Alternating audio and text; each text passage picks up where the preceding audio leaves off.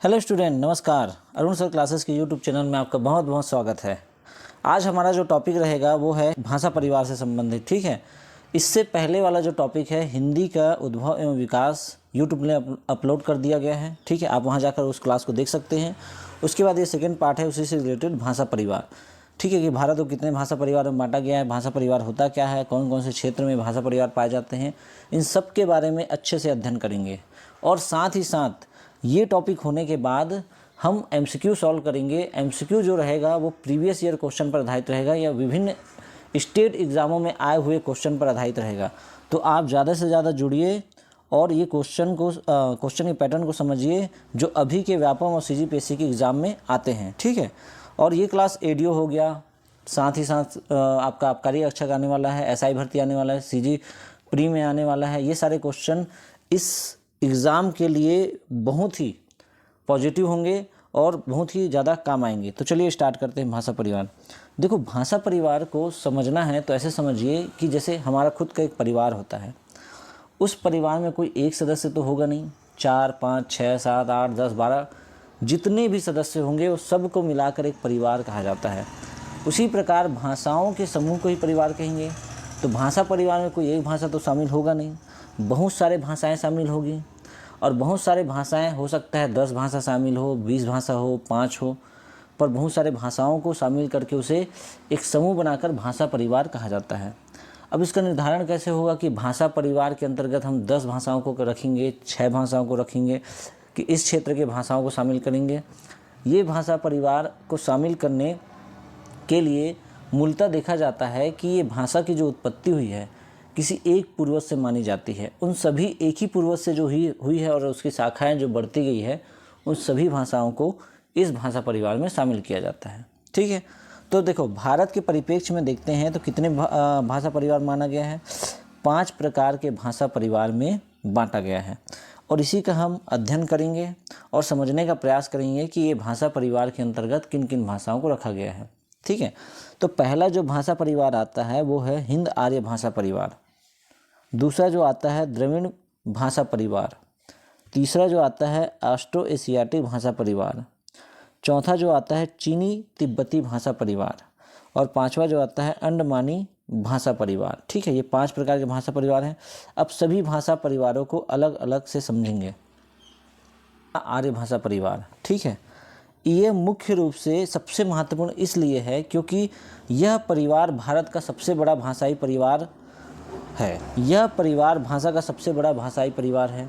साथ ही साथ इसलिए सबसे बड़ा भाषा परिवार है क्योंकि यह पूरे उत्तर भारत को कवर करता है। उत्तर भारत में ये भाषाएं बोली जाती है।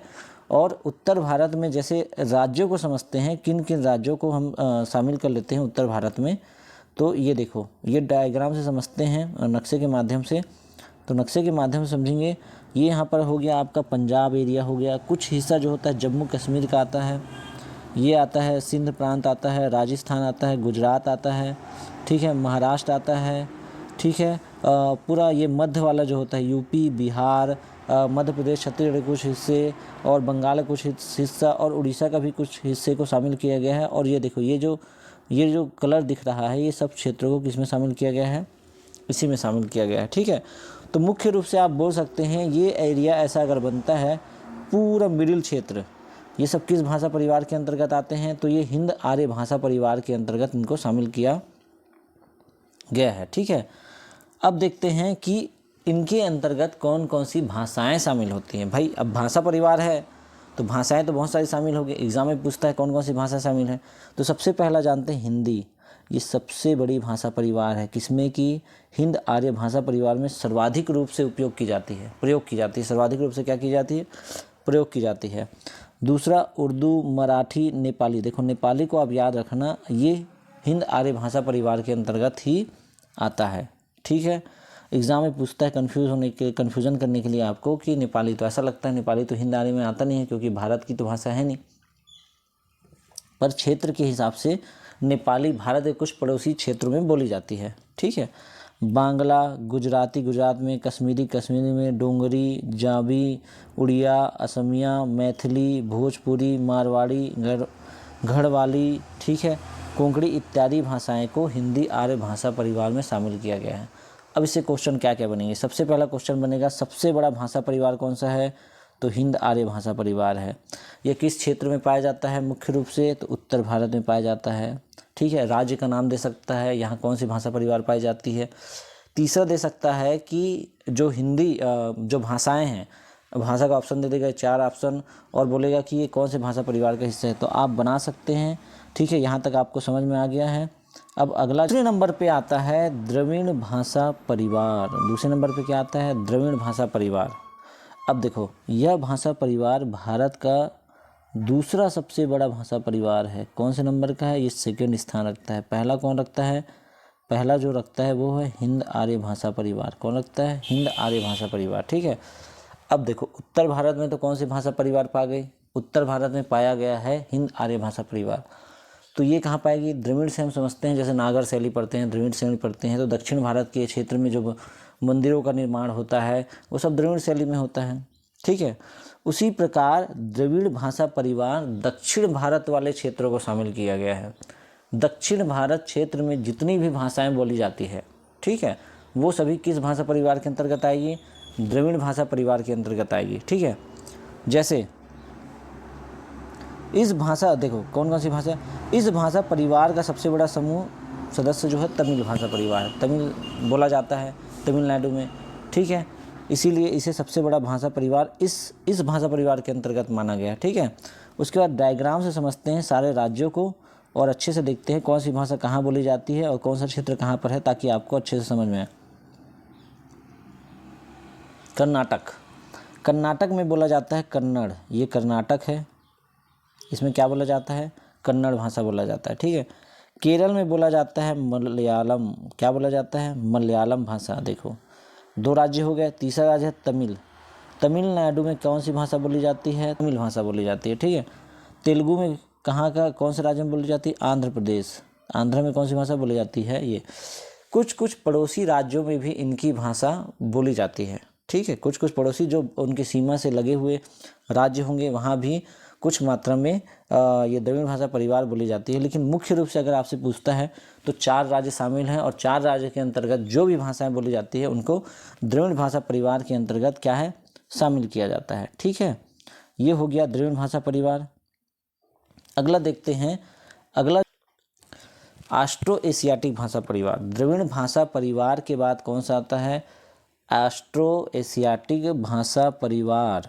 ये तीसरे नंबर का भाषा परिवार है। एशियाटिक भाषा परिवार 3rd नंबर के भाषा परिवार में शामिल है। कौन से नंबर में, 3rd नंबर के भाषा परिवार में शामिल है। ठीक है, अब यहाँ पर देखेंगे कि इस भाषा परिवार में किनको शामिल किया गया है। तो देखो जनजातियाँ जो जानते हैं, जनजातियाँ समूह जो होती हैं, जनजातियाँ ये जहाँ भी पाएंगे इस देश में, ठीक है, इस देश में जिस क्षेत्र में भी पाएंगे, जहाँ भी पाएंगे, वहाँ के भाषा जो प्रयोग करेंगे उन लोग, उसे ऑस्ट्रो एशियाटिक भाषा परिवार में शामिल किया गया है। अब जनजातियाँ कहाँ पाई जाती है, तो आपको याद होगा स्टेट वाइज एमपी में भी पाई जाती है, कुछ क्षेत्रों में, छत्तीसगढ़ में पाई जाती है, झारखंड में पाई जाती है, छत्तीसगढ़ में तो पाई जाती ही है, उड़ीसा में भी पाई जाती है, पश्चिम बंगाल के बहुत सारे क्षेत्रों में भी क्या पाई जाती है, जनजाति समूह पाई जाती है। इन जनजातियों द्वारा कुछ भाषाओं का प्रयोग किया जाता है। जैसे क्या भाषा प्रयोग किया जाती है, हो, मुंडारी, भूमिजा, संथाली, खड़िया, सांवरा, और यही भाषा किस में आ जाती है, ऑस्ट्रो एशियाटिक भाषा परिवार में आती है। और भी भाषाएं बोली जाती है, इतना ही नहीं, और भी भाषाएं बोली जाती है। ठीक है, ये देखिए जो संथाली इस भाषा परिवार में जो इम्पोर्टेंट है उसे भी बताया जा रहा है आपको। संथाली भाषा परिवार सबसे बड़ा भाषा परिवार है। हिंद जो है पश्चिम बंगाल और साथ ही साथ है झारखंड के कुछ क्षेत्रों में बोली जाती है। ठीक है, आपको ये याद रखना है कौन से राज्य में और कौन कौन से मुख्य रूप से बोली जाती है। ठीक है, अब अगला जब देखते हैं, 4था नंबर का है चीनी तिब्बती भाषा परिवार। ठीक है, 4था नंबर में आता है।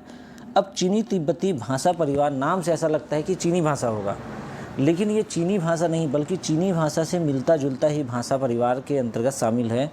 जो चाइना वाले जो क्षेत्र हैं, उनके सीमा से लगे हुए जो राज्य हैं, सीमावर्ती राज्य, उन सभी राज्यों में इस भाषा परिवार के अंतर्गत शामिल किया जाता है उनको। ठीक है, जैसे 7 सिस्टर, मतलब 7 बहनें कौन से राज्य को बोला जाता है? भारत के नॉर्थ ईस्ट जो क्षेत्र होते हैं वहाँ के राज्यों को 7 सिस्टर कहा जाता है। क्या कहा जाता है? 7 सिस्टर कहा जाता है।